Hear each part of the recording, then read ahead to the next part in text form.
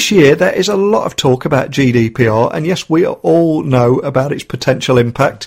And as users, we've finally stopped receiving those dreaded emails. And for businesses, avoiding penalties and achieving compliances are two very important goals for their GDPR readiness programme. But there's another great goal that shows the true value of GDPR preparation, which of course is earning the consumer's trust. Now, the reason I bring this up is because Patrick Salyer, General Manager of SAP Customer Data Cloud, who was also previously the CEO of Gigya, he caught my attention recently when he said that the past offers great insight into how businesses should react to GDPR by directly addressing the trigger point of waning customer trust to comply with new regulations and take your business to the next level. Now, this was my kind of language, so buckle up and hold on tight as I beam your ears all the way to Mountain View, which I'm reliably informed is just south of San Francisco, so we can speak with Patrick Salyer, General Manager of SAP Customer Data Cloud. So a massive warm welcome to the show. Can you tell the listeners a little about who you are and what you do? Yeah, thanks, Neil. Thanks for having me. My name is Patrick Salyer. I was previously the CEO of a company called Gigya, now the General Manager of the SAP Customer Data Cloud. And this is post-Gigya being acquired by SAP late last year. The SAP Customer Data Cloud, just for context, is a platform to help businesses build trusted relationships with their consumers. And we do this basically three ways. We first allow consumers to self-identify through login and registration across any website or application.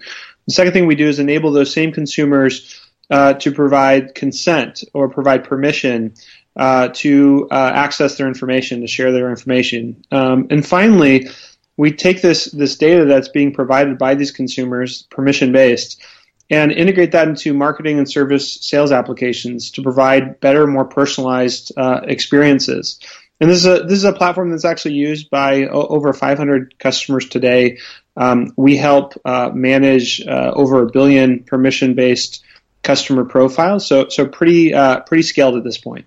Now, one of the reasons I invited you on the show today is the dust may have settled a little, and most people listening will be all too familiar with GDPR and its potential impact that has caused businesses all around the globe to invest resources worth billions of dollars into compliance initiatives. Clearly, avoiding penalties and achieving compliance are two important goals for any GDPR readiness programme. I think we can all agree on that.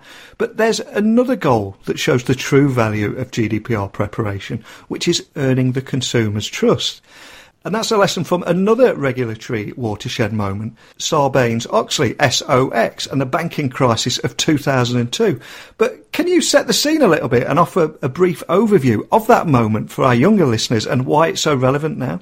Yeah, no, sure, I'd be happy to. And yeah, some people may find this one a head scratcher, but we think it makes a lot of sense. And Sarbanes-Oxley, for those of you that can't remember, was a regulation that went into effect around 2002, and this was post some massive finance scandals. But some of you might remember Enron.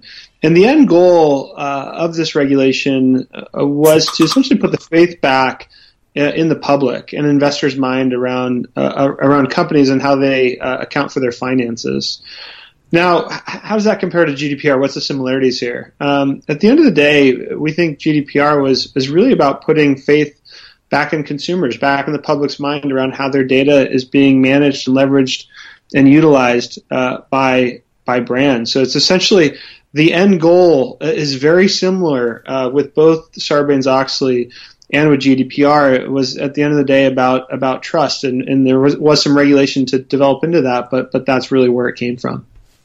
And I've read a lot recently that you believe that we're currently in that Sarbanes-Oxley moment, but people just aren't actually thinking about it yet. So can you tell me more about why you think this and also any other similarities that you've noticed? Well, I'd say as a starting point, many businesses took a very sort of manual approach to Sarbanes-Oxley at first. And I would argue taking that sort of approach ended up costing those businesses a lot more money in the long run. And instead of seeing this as kind of a new way of doing business.